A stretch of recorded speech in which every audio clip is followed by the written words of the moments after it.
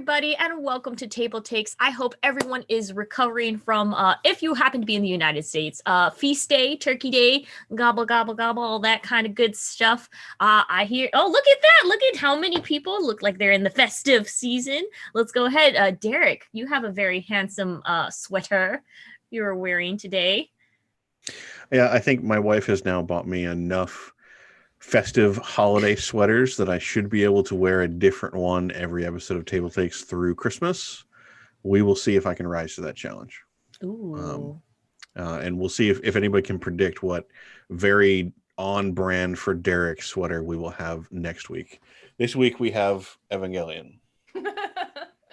So God is in his heaven and all is right with the world. As long as we keep that, then he won't destroy us all. Evangelion, the most on-brand Christmas thing that you want to watch. I know, right? Right? Yep. Yeah, I think it's perfect. Existential crises.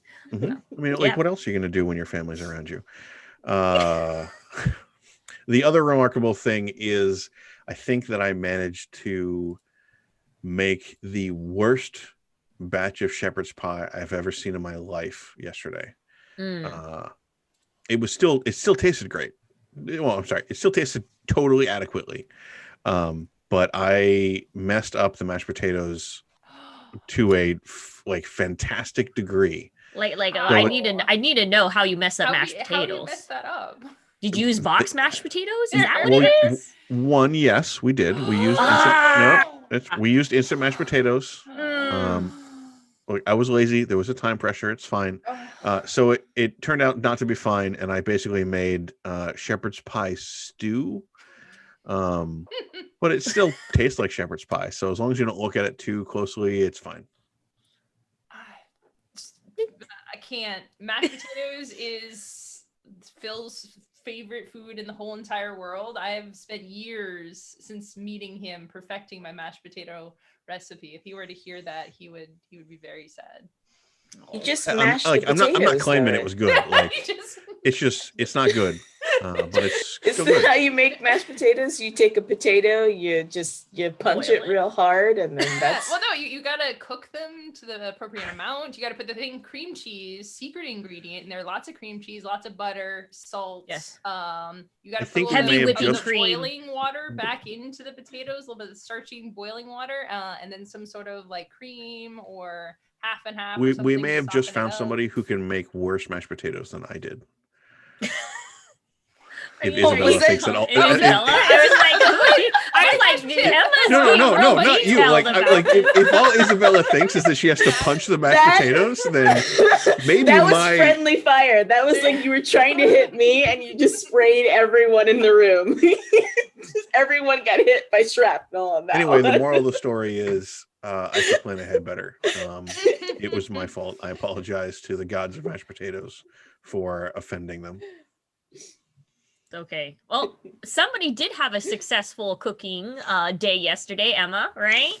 Yeah, I would say, I don't want to say 50-50, maybe like 90% successful. It was my first time doing like a full Thanksgiving thing, because I usually do Friendsgivings, different thing. I've never cooked a turkey before specifically, so that part was very stressful. But we did try green bean casserole from like a fancy Bon Appetit recipe where you cook the mushrooms in it and make a bechamel sauce. That actually turned out really good. It was very tasty. But you put mushrooms in your green bean casserole?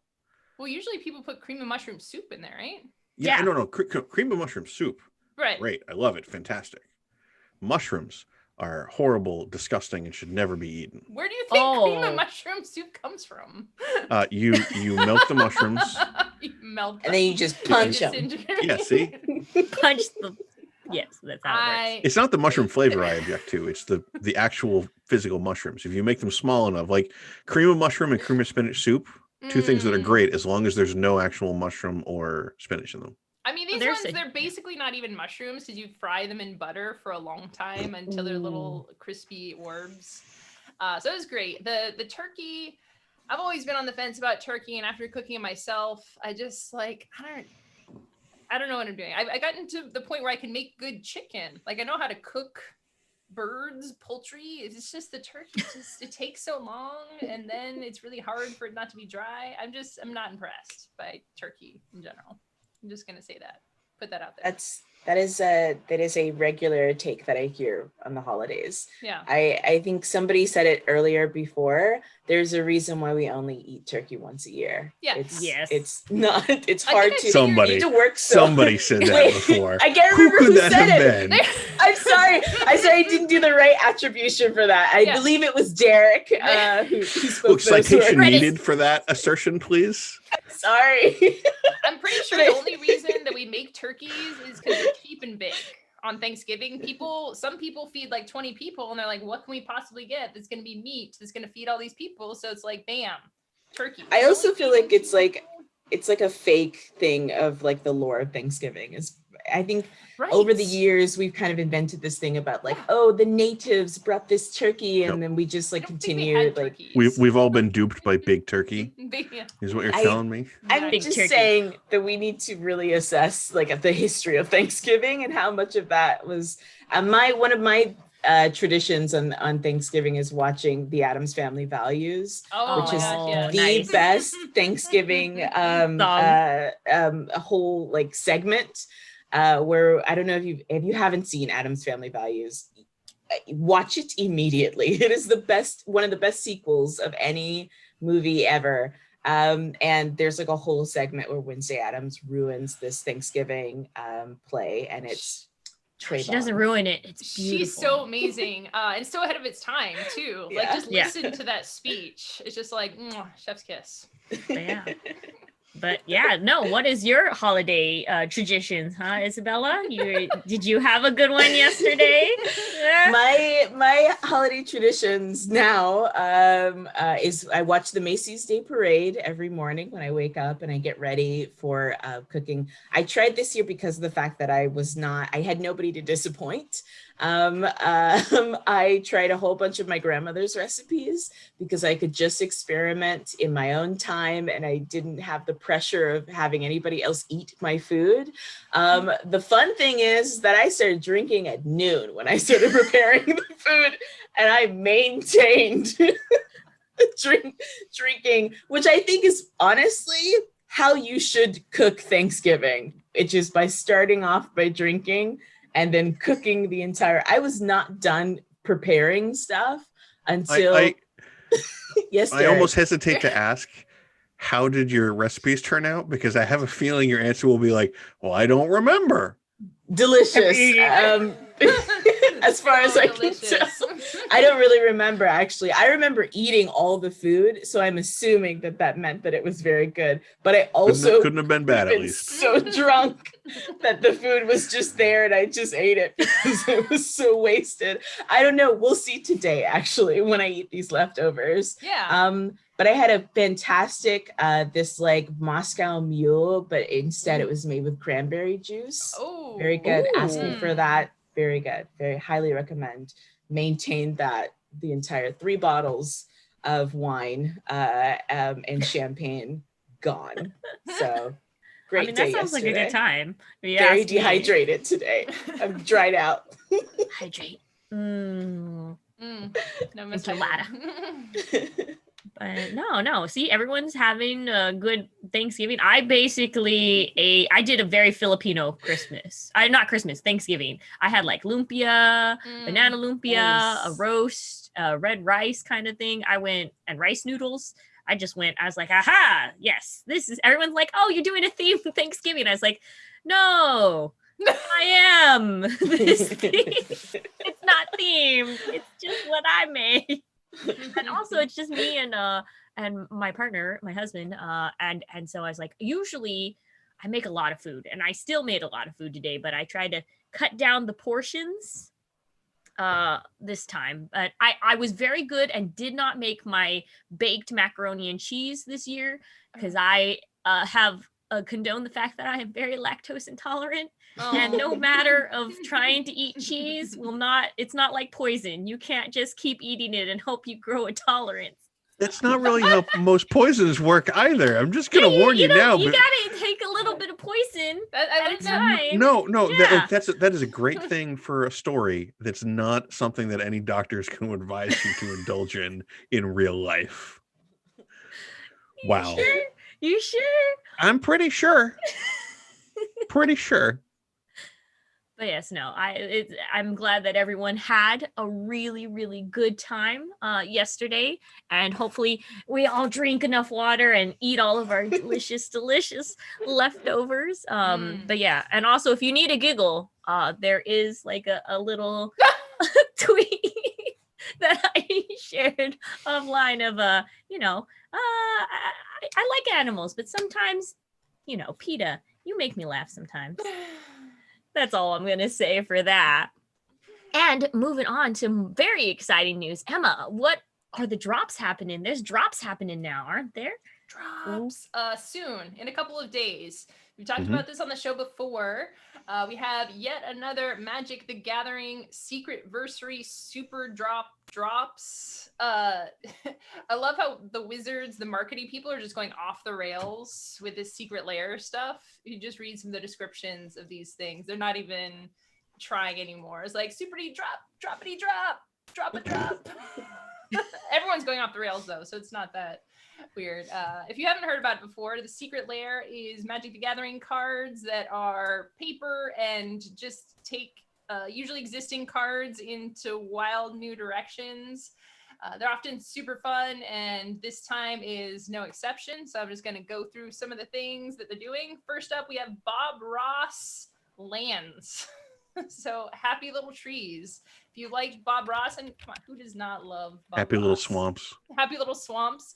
You got 2 lands in each color for with Bob Ross, with actual Bob Ross art. With not in the style of Bob Ross, because we had to make that clear. If it wasn't Bob Ross, we're all gonna be very disappointed. But yeah, they somehow got actual Bob Ross paintings on Magic lands, which is fantastic. Second up, squirrel stuff. This is interesting to some people outside of Magic. They're like, there's squirrels in Magic? First off, there's pretty much everything in Magic, but squirrels, it's one of those like meme things before there were memes and people would like get into squirrels, and it's not a great tribal. It's like me with horses in Magic the Gathering. There's not a lot of cards for it, but it's the kind of thing that Magic players who like weird things and weird themes just glom onto. So we have some new cards. It's definitely one of those things where, like, if you're not in Magic, like literally, like, why would they release a squirrel themed drop? But if you're in Magic, or you know people who are in Magic, your immediate thought is, oh yeah, that makes total sense. Like, we all knew at least one person who had made the squirrel deck and insisted on playing the squirrel deck. Yeah. Like every time you get together to play, whether like it would never win, it would never really be a thing, but they would keep bringing it out. Yeah, just the troll in the group's like, I'm gonna do my squirrels. This is so funny, guys. Isn't this funny? Isn't this hilarious? You're like, yeah, sure. Or the new set comes out and they're like, no, this one's gonna make the squirrel deck work this time, I swear. Yeah, well, because it's fun. Like, there's definitely a few tribals that are like that, but squirrels is kind of one of the most iconic ones. So I'm excited to see this. Next up is a weird one. Metal crossover. Party hard. This is the weird one? And not the Bob Ross with the squirrel one? But no, Bob Ross is not weird. Okay. The weird one is the weird one is the rock one we haven't even gotten to yet. The metal one is that's awesome the weird one. Yeah, we're getting there.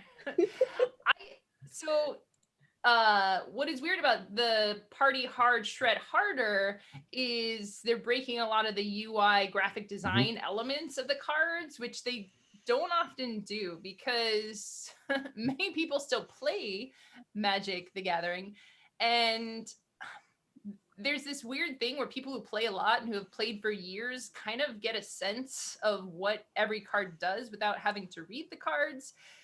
Even if you don't play a ton, you start to get that sense because you don't want to have to read every single card every single time. But so just look at these cards because they are, I would say, almost illegible. They're gorgeous and amazing, but kind of hard to read. But that's entirely on brand because they picked like 4 or 5 cards that had super metal names, like Anguished Unmaking, Unmaking, yep. Decimate, Assassin's Trophy. And then I feel like they just handed them to a heavy metal graphic designer and were like, just pretend this is a band name and make a t-shirt or like a Exactly. poster design and stick this text on there somewhere.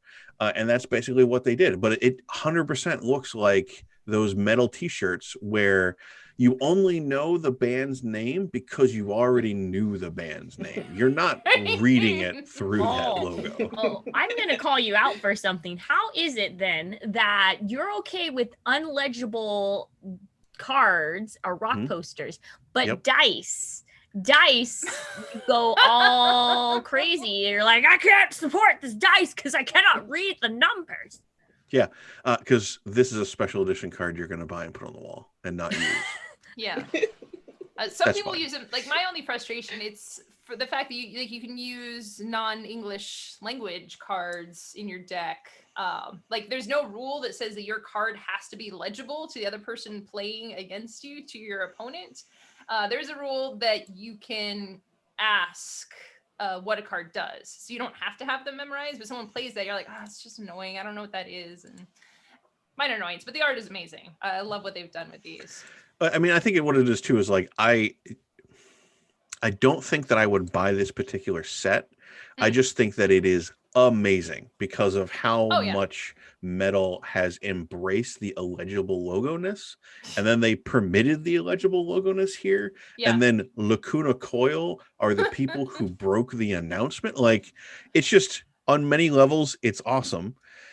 Even if the product itself is, difficult to use sometimes, it's still very cool. To be fair, we're getting all these bundles in our household, so I'm not knocking on these at all. Next up, we have a box of rocks, which is a perfect name for it.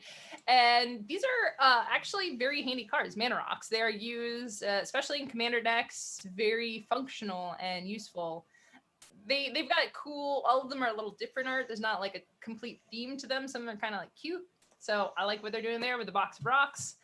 Last but not least, we have the Seb McKinnon art, which I think I've mentioned Seb before, but does some amazing, like, gothic, weird, creepy art for the cards that Seb creates.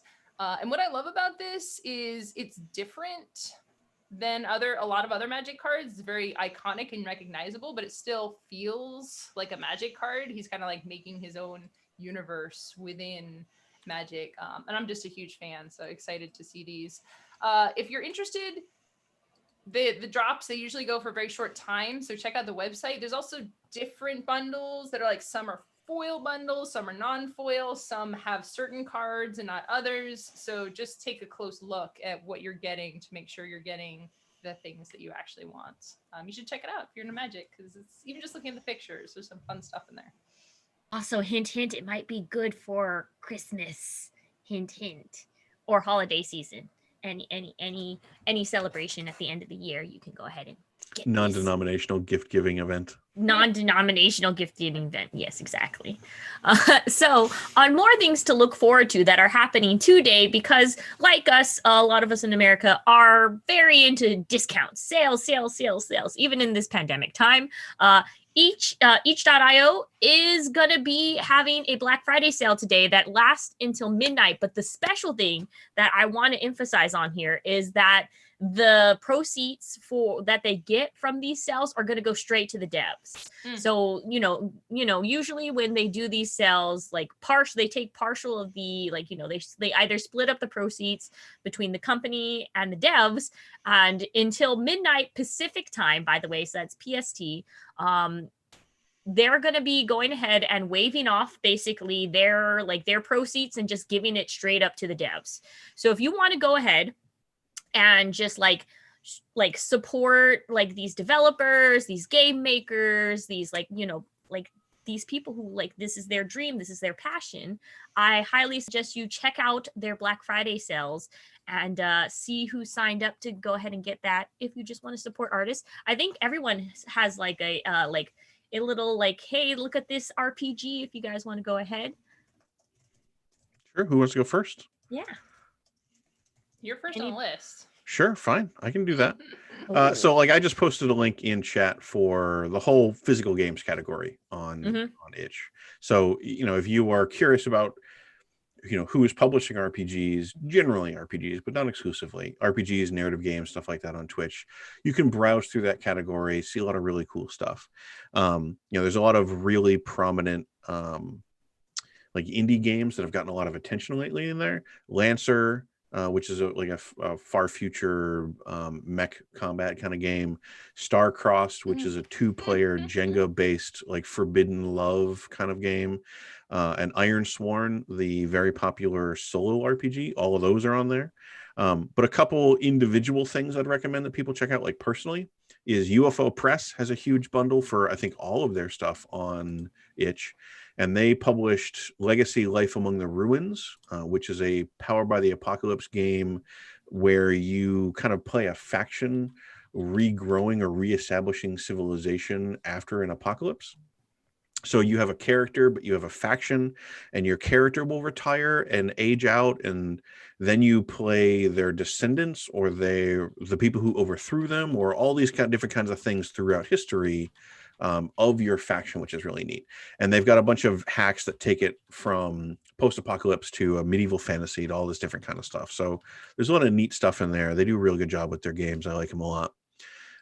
There's a company called A Couple of Drakes that I've been buying a bunch of stuff from lately because they publish just 1-page scores for Blades in the Dark. So I'm running a Blades in the Dark game now, and sometimes I just need to know, what heist are you guys going to go on this week? And here's 1 page with a weird premise. They're only like $1 or $2 each or something like that. It's a weird premise, a couple questions, just go and have fun. And I really, really like people supporting the game that way. Rowan, Rook, and Deckard is a company that's got a bunch of games on itch.io. They have The Spire and Heart, which are 2 RPGs that are kind of revolve around this weird drow city in a bizarre spire that is under occupation by really haughty, cruel high elves, and you play members of the resistance fighting against the high elf aristocracy. Really fascinating stuff that I cannot get out of my mind. That's all on itch. And then there's a few other kind of indie games that I really recommend people check out, and maybe this is a good time to go buy them. Of Electric Bastion Land, which is like a surreal super city fantasy odd kind of game. There's Ultraviolet Grasslands, which is basically like playing a road trip RPG through weird psychedelic album covers, I guess is maybe a way to describe it. And then Evil Hat has a bunch of games up there. Blades in the Dark and Agon and stuff like that. Those are all up on itch.io. Like really, really good stuff. If you haven't bought some of those, it's a good chance to buy them and have all of the proceeds go to the creators to support them. Yeah. I think for mine, I chose, I actually backed up this one. I backed up both of these that I'm going to be suggesting. Artifacts is basically, both of these are single player solo RPGs. Like basically you don't need a GM. You just get the book and scenarios. Artifacts is basically you are a magical object, and it's basically you're viewing the life and the story of the hands that like basically you pass by, your adventurers, who possesses you at the time. How does that change you as a magical object? And another one that that I actually highly recommend is a 1,000-Year-Old Vampire. It's basically a story of you as an old, like, from the beginning of your vampirism, and realizing how you disconnect from your humanity over time.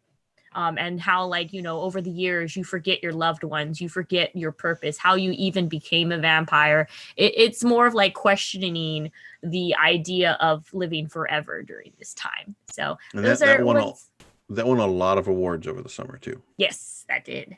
So if you guys are down for some solo action, go ahead and check those out. Emma? So I picked one. I haven't gotten much of a chance to check it out, but it just sounded so amazing. It's called Boy Problems, which immediately caught my attention. It's a Carly Rae Jepsen inspired heist game where it's in the far future and there's a vault of Carly Rae Jepsen, like super sensational Canadian pop star Carly Rae Jepsen, 200 songs are stuck in this vault and you have to go and make a heist on the vault. This is what I love about Itch so much. You would just find the funnest, weirdest things in there, and yeah, I'm down for it. That sounds awesome. And then Isabella, what are your choices? My choices, I stole this one from somebody. I don't know who. Who could it have been? I don't know. It's somebody, I don't know.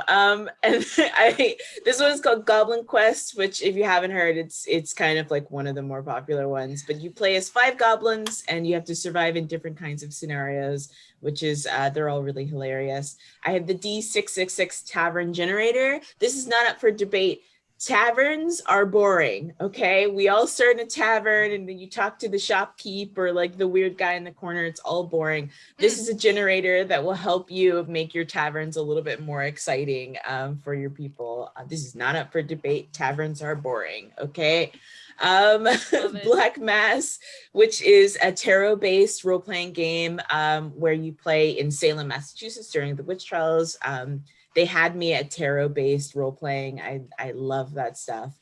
We still need to do a segment where we just share tarot decks, because I have a feeling that you and I have a big collection that we could fill some time with. Listen, yes, we should have done it for Halloween, but you know, but we could do that anytime because tarot is, you know, you could do that anytime.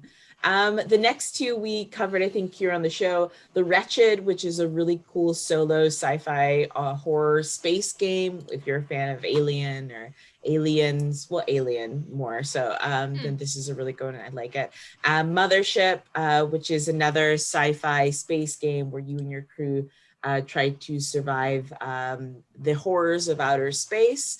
And then Sigils in the Dark, which is a journaling game and GM supplement. And the goal of the game is to create like a grimoire, like a evil mage spell book, which I think is a really cool kind of idea.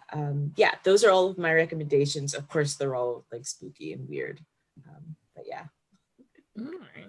Yeah, no, those are just some of our choices that you can get. There is so much bundles, or not bundles, but like basically games that you can get on there. And so I highly recommend you still only have a couple more hours to grab it, to grab a lot of these deals and support the devs. So go ahead and click on that itch.io thing. But now things to look forward to.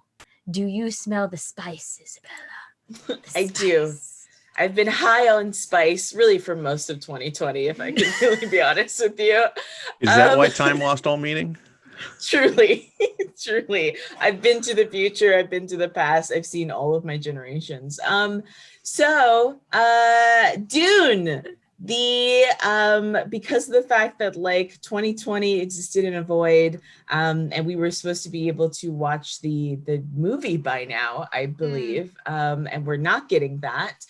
Instead, you can play the RPG that's coming out, and they made the announcement that it will be released in spring 2021, and they revealed the cover for Dune, which includes a lot of the look kind of from the new movie, a lot of the art, and the kind of elements of the new RPG game really includes a lot of the elements of the kind of new, oh my God, my brain just went blank. The name of the director of the new Dune movie. It's like, Denis Villeneuve.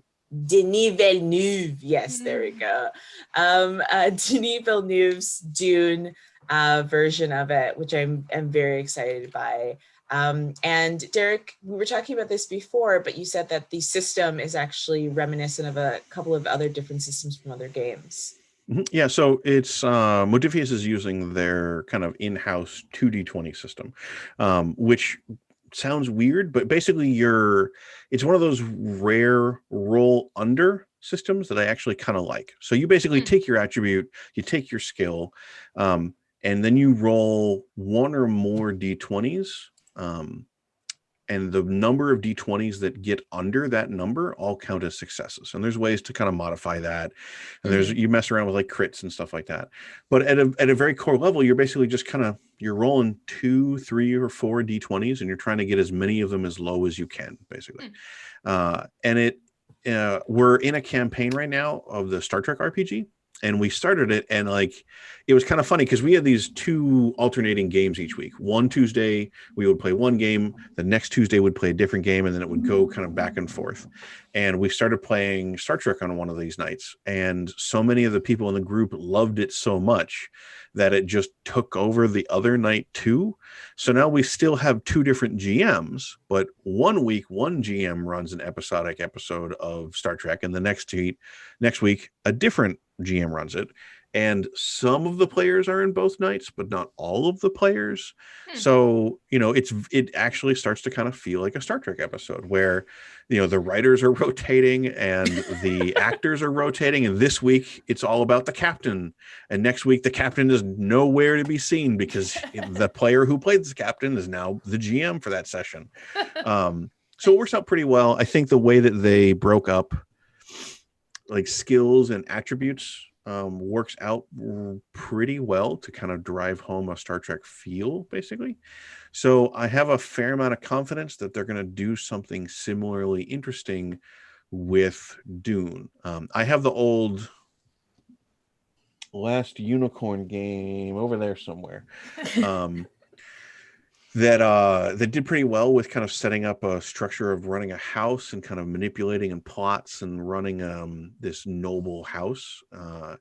So I'm hoping that this RPG replicates a lot of that, doing it with kind of a bit of a modern game design, because there's a lot of very indie game design elements that are almost hidden in the 2D20 system that if you're just coming from D&D, you kind of need to get a little bit used to, and you don't quite expect all the time from a game of that size or caliber. So I'm really excited to see what they do with it. I think it'll actually be a really interesting match when a lot of the conflicts that you're dealing with aren't physical combat. There's a lot of mental combat stuff, and I think it does simulate that fairly well. Yeah, so this game, the release date for the pre-orders hasn't actually been announced. It says that it's supposed to be the second week of December. There's some speculation that maybe it's between like the 7th and then the second week of December, but it's coming out soon for the pre-order. Get the pre-order, and then you get some special things also in that as well. And this game, Dune Adventures in the Imperium, actually joins the already announced and soon to be released Dune Imperium, which is more of a deck building system. So you're getting so much Dune, so much spice.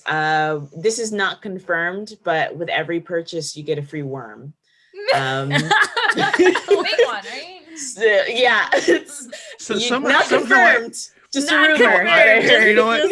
Like, I mentioned that I had some news that I couldn't confirm in this because I swear that I saw an announcement that had special edition covers for House Atreides, Harkonnen, and Carino that were like these leatherette covers for this. But I feel like that's a bit of a more reasonable, safer bet to figure it probably will happen than a plushie worm. Get worms when you order. No, not a plushie, an actual worm. You just get a worm, and then you get a little tiny baggie of spice. You just get a little tiny. I feel like I can go out on a limb and say that's probably not actually going to happen. I mean, it's a rumor. It's what I heard on the streets. Okay. Lots of people are saying.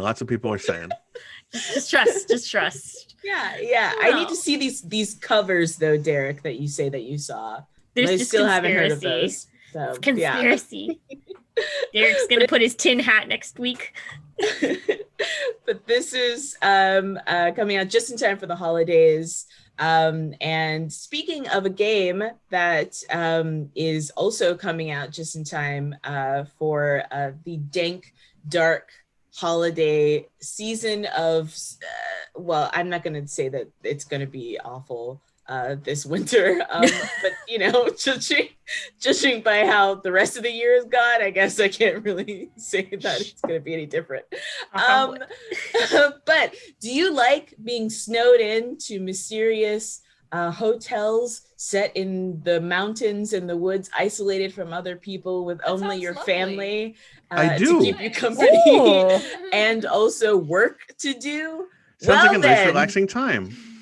Well then, you'll enjoy this new game coming out from OP Games. That's right, The Shining has been released as a game. The Shining: Escape from the Overlook Hotel.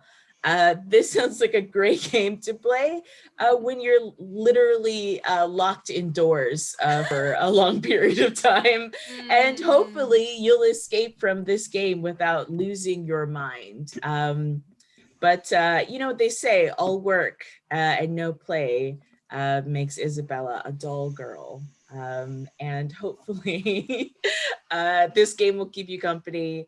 I think, there's not much information about this game, but it puts players in the middle of the Overlook Hotel, and you have to survive the kind of spooky twists, turns, murderous rampages, and ghosts that involve in the Overlook Hotel, and that is available now. There is, I think, some gameplay video out there, so you can get a sense of it. And the graphic design is gorgeous. And this really reminds me, and it's from the same publishers as the Nakatomi Heist, which was the Die Hard board game that had a lot of really good buzz around it. So like it looks great. Like, again, it has that fantastic graphic design. It has a title that is not just Shining the board game, which, you know, it's nice to see those kinds of touches even on the title to make you suggest, or to suggest that the designers carried that love through the whole thing. So I suspect it's going to be a fun time. Or not a fun time and you lose your mind while playing the game, and then you pick up an axe and you terrorize your family. Or a fun time. Yeah. Fun time. Totally. Well, that's stuff that we got to look forward to. And now for our last little bit of news, Derek, you want to tell us what opened up essentially? Sure. Well, I mean, it might sound early, but submissions for the Origins 2021 awards have now begun. So if you are a designer and you have a game, now you can submit it. If you have loved a game that has come out in the past year or so, or you love a designer and you really want them to get recognized, this is a good chance to encourage them or their publisher to submit the game for consideration. We don't know, obviously, what the nominees are, because this is just the beginning of the process. We won't know that until, you know, the spring, and then the winners will be announced next summer as per the usual cycle. But this is the beginning of that process. And then also, interestingly, in that the academy that presents the award is looking for additional people to be on the jury as judges. It's a relatively open application. So if you are interested, the Origins Awards, the Academy for Adventure Gaming Arts and Design website has the full details. They have an email address that you can submit to. So again, if you're a designer, if you're somebody in the industry and you have very strong opinions about games and you want to help kind of guide how the industry recognizes games and designers and promotes them, then this is your chance to kind of get in. And we felt that it was important to let everybody know. Well, very cool. So go ahead and get in there, submit, or spread the word about that. And now it is time. We have a ton of bundles this week because, of course, it's getting closer to the holiday season. Everyone's going to be like, yeah, you gotta get all this stuff. So we're going to be going ahead and taking it to the bundle boss with Derek. Bundle boss. So I think we need to release. We need to get a SoundCloud for all of your little songs, really? So that we can start recommending people to SoundCloud. Drop the SoundCloud link. Yes. Oh God, no. So on Humble Bundle, they have the Maps Extravaganza Encore. So I believe this is a repeat of an older bundle.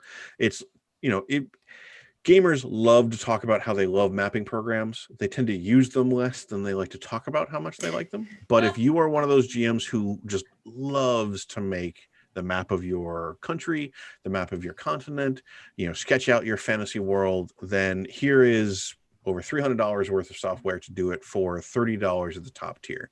So this includes Campaign Cartographer, Floor Plan Collection, Tome of Ultimate Mapping, Perspective, City Designer, Dungeon Designer, And it all goes to support Save the Children and Game Changer for charities. So if you like to make maps, you want to mess around on the computer, go buy that. On the bundle of holding, they have their 8th installment of what they call their Indie Cornucopia, which is a bundle that just collects a number of different indie games. And a lot of these names are going to be familiar because we've talked about them before. We might have highlighted them even this very episode, but we've covered Kickstarters. We've talked about playing them.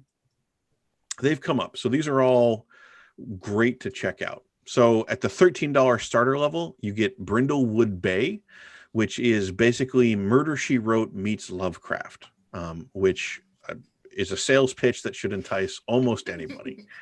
There's Upwind, which was an indie RPG from the Biohazard Games folks.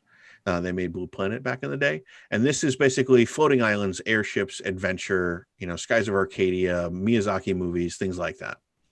And then there's Miserable Secrets, which I have a feeling might be up Isabella's alley because it's basically a weird future Castlevania thing where vampires rule and you're investigating against the church or something like that. Very strange, but it sounds like your kind of thing. It is. The bonus collection, which currently is at $26, has Glitch, which is a successor to Nobilis, which is another one of my favorite games.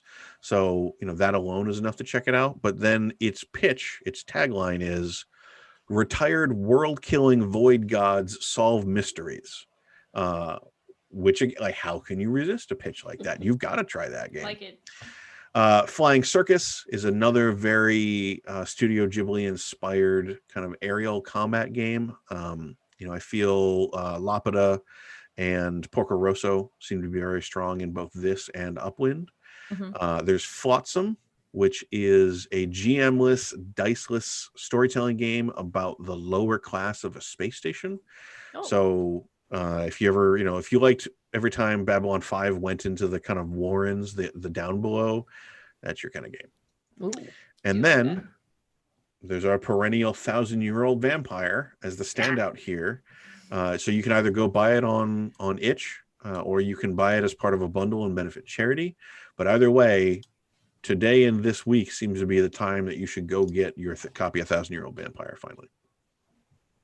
And all of those, just like the other bundle of holding things that have happened lately, all of those go to benefit direct relief. So again, it's making sure that people on the front line of the COVID response have, PPEs and medications and supplies and stuff like that. Mm-hmm. And then again, speaking of itch, we have a bundle from them, and this is the Heartwarming Musings Bundle 2020. And this is one of those times where, like, during our agenda preview, I had to sit down and just say, Emma, trust me on this. I feel like this bundle was made for you. Cuteness level approved. Yep. Because not only is it cute, but it has a couple specific games in there, like Golden Sky Stories, which is really just like, do you love those scenes in Ghibli movies or in anime where the nature spirit or the forest spirit befriends a kid and helps them overcome some challenges in their life, and it's just so cute? This is the RPG of that, like, straight up. It sounds like what I wanted Ryutama to be, and I'm sure there's different ways to play Ryutama. When I played, it kind of just ended up as a generic RPG where we went to a town and then we fought some things. I'm like, okay. But yeah, this is what I want out of that sort of a game. Yep. There's also Draculola, which was written by a friend of mine, and it's basically like, what if Dracula was like a 13-year-old girl or something? And it's written by him and his daughters. It's adorable. There's also Mitchum, which is one of those itch games that we brought up a couple times that is like, you just play adorable hamsters going on adventures. So if you want wholesome, heartwarming tabletop RPGs, then this is a bundle where you can get up to $150 worth of stuff for about $30. And that are your bundles for this week. Very, very nice. So yeah, looking forward to doing that. And don't forget, remember, Itch still has that 24, like, basically until midnight tonight, you can support some devs. Just saying. Hint, hint, cough, cough. But now we are on to the segment where we are, of course, Derek has been reestablished as Kickstarter queen, but only queen in standing, not in ruling. Because we still rule the Kickstarter. She's just Bonsai, you have a real complicated relationship with your own royalty in this whole TableTakes cinematic universe we've established. Like, it's a very unstable government. I'm happy just being a cute figurehead that gets tourists to come in and hang out. It's okay. I was gonna say, I was like, you are like the Queen of England, where you just come out, you wave, and then you have your corgis come out, and then you just go back inside. Yes, I dare say, Emma, if you could please tell us about the new Kickstarters this week, please. Thank you. All right. First up, Spuds and Goblins card game. 4 days left, ending Tuesday, December 1st. I will say I've gotten a little crotchety as someone. We look at tons of Kickstarters every week. I look at tons of games and prototype phases. Definitely, I'm very much the point with games. I'm like, I just want to play it first because it's so hard to say whether you'll enjoy a game mechanically if you haven't played it before. Through all of that, Spuds and Goblins has gotten through to my crotchety old heart. I don't know what it is. Just something. I love goblins. I love potatoes. In this, the goblins are fighting over potatoes. You have an actual potato deck. And there's potato cards in there. And you win by getting the most potatoes or the best potatoes, I think. And yeah, and I also just love simple card games. So this one, I'm like, I don't know. It's just adorable. It's just like, I love, it's like creepy, angry, adorable. It hits the right notes for me. So if those things sound like they're up your alley, especially having a game mechanically where you put the goblins in front of you and they do effects, you put the potatoes in a deck, it goes really fast. I don't know, something about it just spoke to me. So I think that you should check it out. I love mashed potatoes as well. Yeah. Well, like in my game, in Abandon All Artichokes, the potato is my favorite card because it's just like has a kind of meh face on it. And I love that. I'm learning more about you. I'm learning that you really do have a soft spot for potatoes. We've talked a lot about it today. It's just like this like lumpy, knobbly. It's not like graceful or beautiful. It's just this like dirt lump, and then you open it up, and it's got a heart of gold, right? There's just something. That's beautiful, Emma. That's really beautiful. All right, next up is Reality Shift with 4 days left, ending Tuesday, December 1st. This game caught my attention because I also love games that are doing something really creative mechanically, and I would love for conventions to be a thing again because I would love to just give this game a run and see if it plays as cool as I think it will play. But you have these basic kind of large cubes with racetracks on them, and they're magnetic, sorry. So you have your spaceship that sticks to the side of it, and you're like going through this maze on all 6 axes of these cubes. So it's just fascinating with what they're doing. And I like racing games too. I think that you can do some really fun stuff with it. So hard to say exactly how it will feel when you play it, but I just love that they're doing cool creative stuff. So if that sounds up your alley, you should check that out. Reality Shift with 4 days left. Yeah, like I think that is a Kickstarter that's worth really just reminding people, like, please do go look at the video for that, because the way, like, it's kind of hard to say how the board is set up because you're playing on all of viewable sides of these cubes. Yeah. And I think there are things in the game that can make you rearrange those cubes during the game and whatnot. So, you know, it really is kind of a weird, fascinating take on racing games. Yeah, very creative. I love it when designers do things, and I look at it as I've never seen that done before. So I'm excited about this one. Next up, we have Escape the Dark Sector, Expand the Universe with 4 days left, ending Tuesday, December 1st. I had to cover this one because Javion, who could not be here with us today, was very sad that he could not cover this game. So I'm doing it in honor of you, Javion. I have actually played with him before Escape the Dark Castle, which is the original implementation of Escape the Dark Sector. And this now is some new mission packs for Escape the Dark Sector. I actually kind of liked what it was doing. It was almost choose your own adventure with the kind of 80s vibe and the art to it. So like, I mean, just to make sure people understand, like you kind of have this deck that you're trying to get through to survive, and you're making choices of going down this hallway or that one, or dealing with this thing or that thing.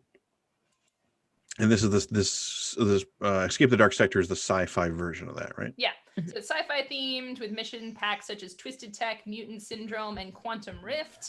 The game itself is fun, fast, dice rolling, dungeony, and it's more mechanical than a choose your own adventure, but I was just impressed that we got through the whole thing pretty quickly. And like, I'm not always a huge fan of dungeon crawly type games because they can be very elaborate, but this one was very streamlined and I actually really enjoyed it. So if that stuff sounds up your alley, especially the theme and the art of it, you'll take a look at it and be like, I'm kind of into that. That has 4 days left, ending Tuesday, December 1st. Very, very cool. All right. For mine is, so forgive me, I might pronounce this wrong. I always choose the bundles that have the best names. Pinkakuna. Pinkakuna has 5 days left. Wednesday. Is it Pachacuna? Oh, sorry, Pachacuna. I don't know why I said Pinka, but Pachacuna, which has 5 days left. Wednesday, December 2nd. It's a strategic 2-player game. It's a very clever game in the theme of trading your llamas. You're supposed to be Bulgarian traders who use their llama to go ahead and travel across all of these basically these hills and mountains to get certain supplies from different villages and areas. So the rules are pretty simple. You can take it in it's a very simple game. I like to say it's like a new version of chess to myself. Like 2-player, you got 2 different llamas. Some can go on the lowlands, some can go in the mountainous areas, and you rotate the boards accordingly so your llama can get to whatever village you need to. The players are to just require resources, more llamas, create paths, and allow them to trade. The cool note about this is that the designers also partnered with a Swiss NGO that supports like rural Bolivian and Peru. So they basically all of the handbag that you get for extra, or any of the little cute llamas, that's really the stuff, all the resources, those will go to the various different very different people that are making these crafts and supporting their areas and villages. But another thing is that they are very, very eco-conscious about like their boards. It's all woodcraft and packaging, is they're very trying to be like eliminate as much plastic products as possible. My only criticism for this is that I do not see necessarily a cultural consultant for this. If it's going to be based off of Bulgarian people, if it's going to be based off Bolivian, sorry, not Bulgarian. I don't know why I keep saying Bulgarian. Bolivian people. Thank you for correcting me. I'm the worst. Like, if it's going to be based off of actual real people and real cultures, I would like to see more than just hey, we're working with this group to support them. I would like to see some buddy come in and be like, all right, this looks good. Or even them just attesting hey, we've went here and studied for a year with these people, kind of thing. Yeah. I mean, but it's still good to I still like to go ahead and promote things that are not just of a Western perspective kind of games. So that has 5 days left, Wednesday, December 2nd. And moving on to something completely different, to the surprise of absolutely no one, I am bringing this Edgar Allan Poe inspired game called Before the Stroke of Midnight, which is a Gothic fantasy RPG book for the 5th edition. And basically it is kind of a murder mystery kind of a thing. I love the idea of kind of hunkering down and doing a murder mystery, especially with it involving sort of the world of Edgar Allan Poe, influenced by his worlds that he created, his sort of gothic melancholy kind of inspirations.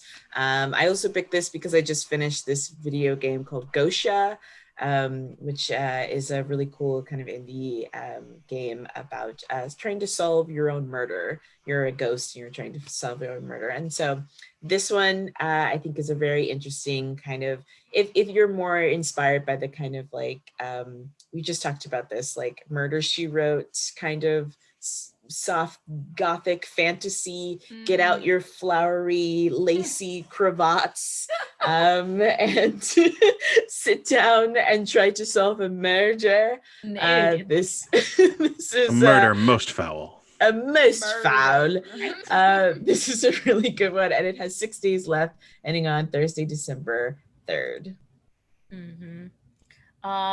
Another one that I have that has 6 days left, Thursday, December 3rd as well, The Long Road, a World War III with a paranormal twist. So this is a story-driven military horror World War III strategy game. So think of it as like the Cold War. It's like kind of like an alternate history. The Cold War, but instead of it being cold, it turned hot. And then there was another war that happened, another world war that happened. And instead of just like, you know, at its core being like a game that's like small scale, like tactics of one person plays the role of NATO and the other one is, or the Warsaw Pact, maneuvering tanks and platoons, but thrown into the mix is zombies, vampire witches that are basically like making everything harder in this war.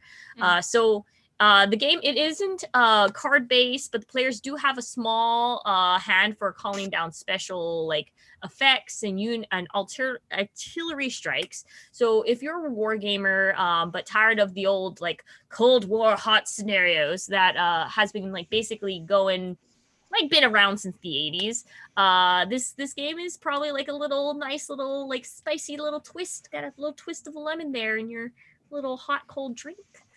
So yeah,